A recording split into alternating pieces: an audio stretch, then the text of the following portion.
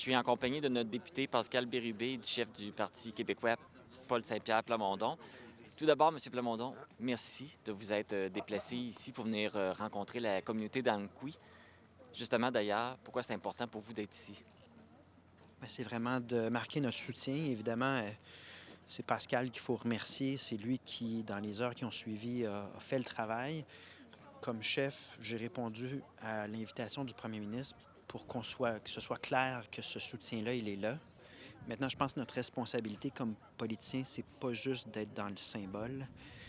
On a la responsabilité de trouver des solutions, de s'assurer de prévenir pour la suite des événements aussi inexplicables et dramatiques que ceux-là. Merci Pascal aussi d'être là. Tu es toujours là, Ouais. présent. On est bien content. Chaque jour, puis je serai là pour la messe aussi, puis je serai là après, quand les médias nationaux seront plus là et que vous serez encore là et que je serai encore là. Il faut que ça ait un sens. On s'en est parlé ce matin. C'est important d'être là. Les gens avaient des choses à nous dire, des choses à dire au premier ministre. J'en ai dit en privé au premier ministre aussi, juste avant de venir ici.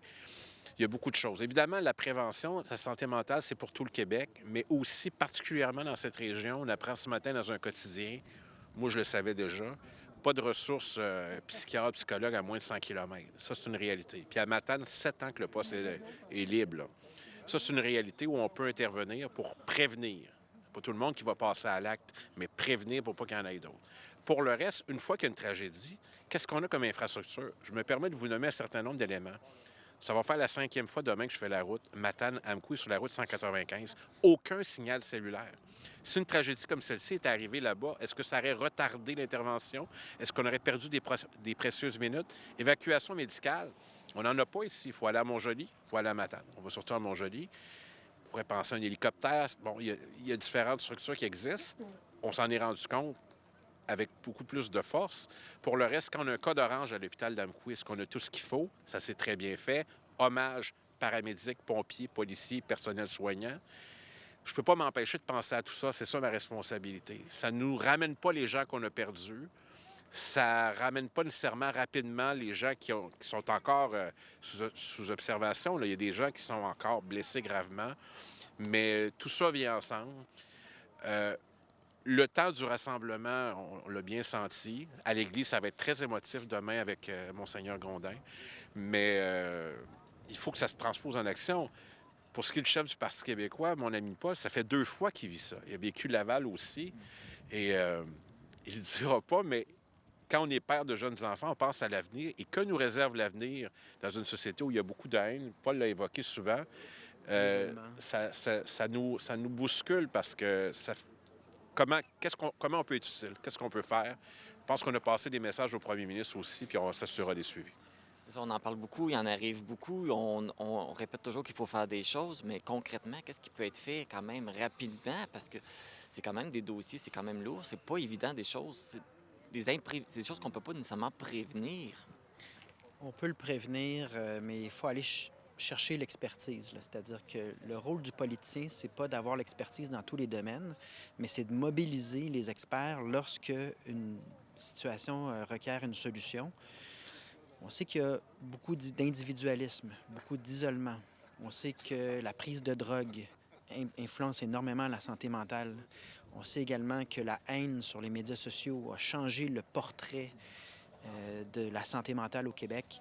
On a des hypothèses, des pistes de solutions. Est-ce qu'on a une vision, un plan de match clair de comment y répondre? En ce moment, je dirais que pas beaucoup.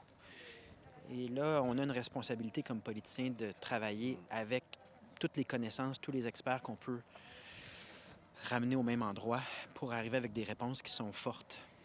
On a une autre problématique aussi, on a une pénurie de main-d'œuvre. J'imagine que dans les experts, les personnes qui seraient appropriées pour s'occuper de ce genre de cas, il en manque aussi. Oui, mais on a un enjeu aussi de compétences liées à l'immigration, de gens qui voudraient venir pratiquer ici. Récemment, c'est un neurologue à Rimouski qu'on a failli échapper pour ces raisons-là.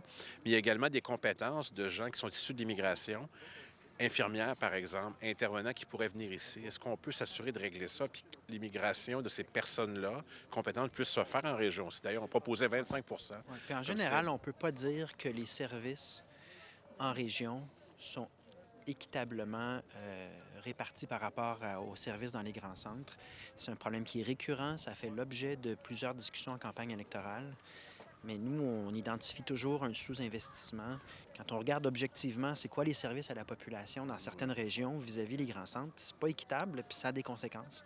Ça va demeurer un cheval de bataille pour nous. Et c'est clair que les plus petites communautés, c'est ici, mais c'est l'Abitibi, c'est le Saguenay-Lac-Saint-Jean, c'est la Côte-Nord, la Gaspésie. On vit les mêmes choses. Aujourd'hui, le drame a frappé Amqui. Est-ce que tristement, on va revivre ça? Je le souhaite tellement pas, mais je nous sens vulnérables comme société. Et ça sera ce que je vais porter à l'Assemblée nationale, mais dans mon cœur, puis avec les citoyens qui se tournent vers nous en disant, là, maintenant, c'est à vous de jouer. Alors, voilà. Et là aussi, quand il arrive des situations comme ça, c'est intéressant de voir aussi tous les partis qui sont là. Il n'y a plus de partisanerie, là. Tout le monde se tient. Est-ce que ça va être encore ça aussi pour trouver les solutions pour la suite des choses? De souhaiter, mais ultimement, c'est pas nous qui C'est ça, qui choisissons c'est pas nous autres qui des décidons. ressources. Nous, on va proposer, mais c'est pas nous autres qui disposons de cette Il y a question-là. un budget là, mardi prochain. Là. La question a été posée au premier ministre sur les ressources à santé mentale. C'est un premier test et c'est pas de la politique de dire que là, les attentes sont élevées. Voilà. À suivre. Pascal Bérubé, Paul Saint-Pierre Plamondon, merci beaucoup. Merci infiniment. Merci. Merci à la TVC encore une fois d'être présent quand ça compte tout le temps. Merci. Merci.